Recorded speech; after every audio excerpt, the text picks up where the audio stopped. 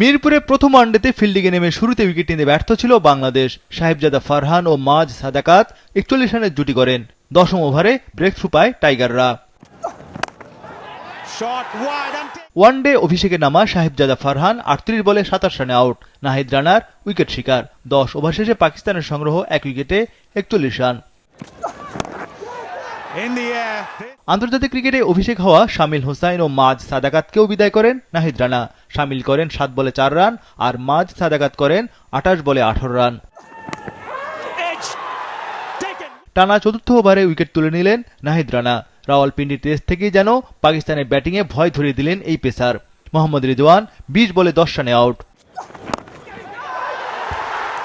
সালমান আঘাও নাহিদ রানার শিকার। ক্যারিয়ারে প্রথম ৫ উইকেট প্রাপ্তি নাহিদের। এর আগে ৫ ওয়ানডে মিলে মোটে ৫ উইকেট ছিল তার। ৬৯ রানে পাকিস্তানের ৫ উইকেট পতন। নাহিদের আগুনঝরা বোলিংয়ের পর মিরাজের স্পিনে কুপকাত পাকিস্তান। ৭০ রানে ৬ উইকেট হারিয়ে ব্যাটিং বিপর্যয়ে পাকিস্তান দল। ক্রিজে সফরকারীরা রীতিমতো ধুঁকছে তখন। হুসাইন তালাত ও শাহিন আফ্রিদিকেও বিদায় করেন মিরাজ। ৮১ রানে ৮ উইকেট হারায় পাকিস্তান। ১০০-র নিচেই অল আউটের সংখ্যায় সফরকারী দলটি। ৭ ওভারে ২৪ রানে ক্যারিয়ার সেরা ৫ উইকেট নেন নাহিদ রানা। মিরাজ ১০ ওভারে ২৯ রানে ৩ উইকেট নেন।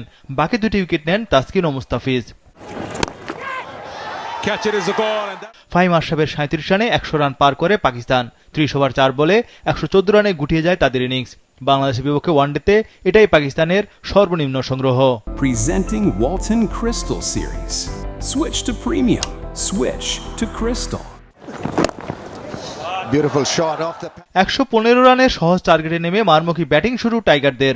তবে সাইফ হাসান দ্রুত বিদায় নেন। তার সংগ্রহ ১০ বলে ৪ রান। তানজিদ তামিম ছিলেন বেশ আগ্রাসী। নাজমুল শান্তকে নিয়ে দ্রুত রান তোলেন তানজিদ। বোলিংয়ের পর ব্যাটিংয়েও টাইগারদের একচেটিয়া দাপট। ৬ ওভার ১ বলে বাংলাদেশের স্কোর ৫০।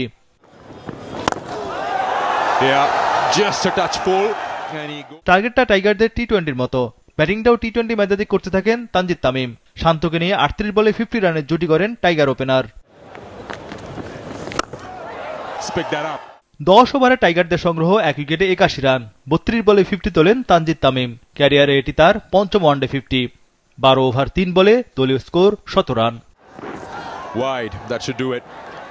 নাজমুল শান্ত ৩৩ বলে ২৭ রানে বিদায় নেন। তানজিদ তামিম অপরাজিত ছিলেন ৪২ বলে ৬৭ রানে।